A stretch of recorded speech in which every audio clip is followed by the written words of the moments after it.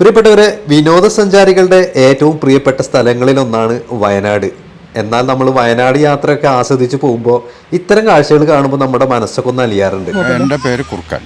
കുറുക്കൻ എന്ന് പറയുമ്പോൾ ഇവിടെ ഈ മേപ്പാടി പഞ്ചായത്ത് വെള്ളപ്പങ്കണ്ടി കോളനി എന്ന് പറഞ്ഞ ഈ കോളനിയിലെ ഊരുമൂപ്പനാണ്.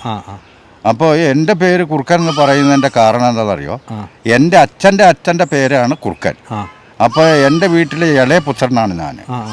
അപ്പോൾ ഈ പാരമ്പര്യമായിട്ട് ആ പേര് ഞങ്ങളുടെ കുടുംബത്തിൻ്റെ മുത്തച്ഛൻ്റെ പേര് ഓർമ്മപ്പെടുത്താൻ വേണ്ടി ഇളയപുത്രന് പേര് വേണമെന്നാണ് ആദിവാസി പണിയ ഗോത്രത്തിലുള്ളത്.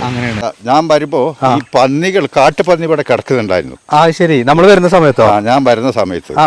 അപ്പോൾ ഇവിടെ ഈ പന്നി കിടന്ന സ്ഥലത്ത് ഉറവ ഇങ്ങനെ കാണുന്നു.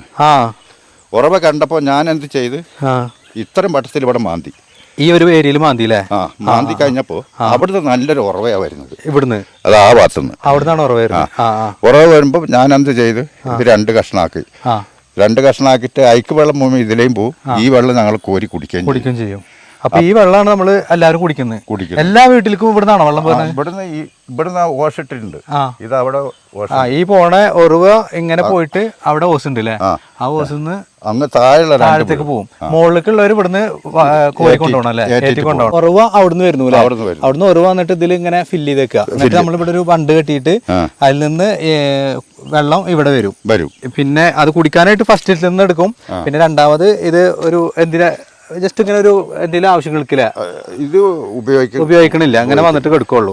പിന്നെ അതിൽ നിന്ന് ഒലിച്ചിട്ട് ഇങ്ങനെ പോകുന്നു. ബാക്കിയുള്ള വെള്ളം അവിടെ ഓസിട്ടിട്ട് പുറത്തേക്ക് പോകണു അല്ലേ? പോകുമ്പോഴേ കാണാൻ പറ്റൂട്ടോ, മുകളിലുള്ളവര് അങ്ങനെ കയറി പോയിട്ടാണ് കുത്തനെ കയറി പോകണം. ഒരു ബക്കറ്റ് എടുത്തിട്ടൊക്കെ അങ്ങനെ തലയിൽ വെച്ച് പോകുമ്പോൾ അത്യാവശ്യം ഒരു റിസ്ക് പിടിച്ച സംഭവമാണ്. അപ്പൊ നമ്മളിതിൽ വെറുതെ ബക്കറ്റ് ഇല്ലാതെ കയറി പോകുമ്പോഴും ഒരു ബുദ്ധിമുട്ടുള്ള ഒരു സംഭവമാണ്.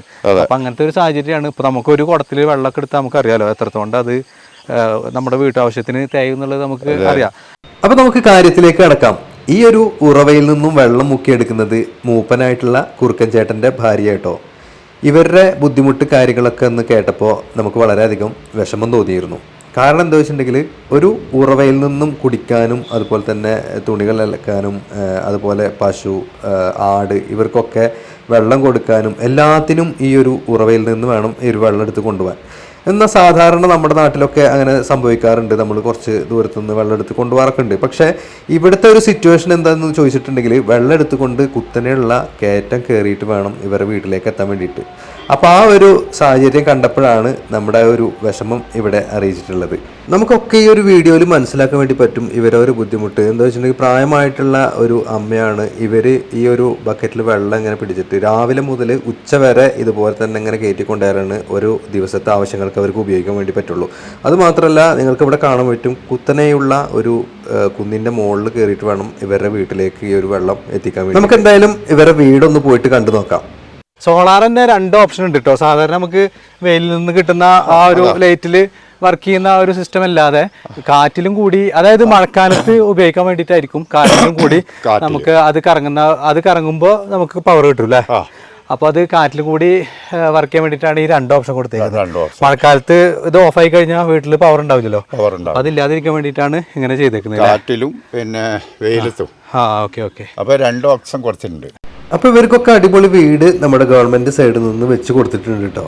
അപ്പൊ ഞാനിതാ മൂപ്പന്റെ വീടിന്റെ മുന്നിലാണ് കേട്ടോ. മൂപ്പനും അതുപോലെ തന്നെ അമ്മ ഇവിടെ ഉണ്ട്. വരെ വീടിന്റെ മുന്നിലാണുള്ളത്. ഭയങ്കര ബുദ്ധിമുട്ട്, കാലിന്റെ മുട്ടൊക്കെ വേദന, തലക്ക് ഭയങ്കര വേദന, മുടിയൊക്കെ കൊഴിഞ്ഞു പോയി. അത്രയും വെള്ളം കയറ്റി വെള്ളം കയറ്റണ്ടേ? കുളിക്കാൻ വേണം, ആടിന് കൊടുക്കണം, ചോറ് വെക്കാൻ വെള്ളം കൊണ്ടുവരണം. ഇതൊക്കെ അവിടുന്ന് തന്നെ ഏറ്റിക്കൊണ്ടുവരണം വെള്ളം. അങ്ങനെ ഒരു ബുദ്ധിമുട്ടുണ്ട്. അങ്ങനെ ഞാൻ 2-3 പ്രാവശ്യം ആശുപത്രി കൂടി തലക്ക് മരുന്ന് ചികിത്സ ചെയ്ത്. എന്നിട്ടിപ്പം കുറച്ച് കുറവായി.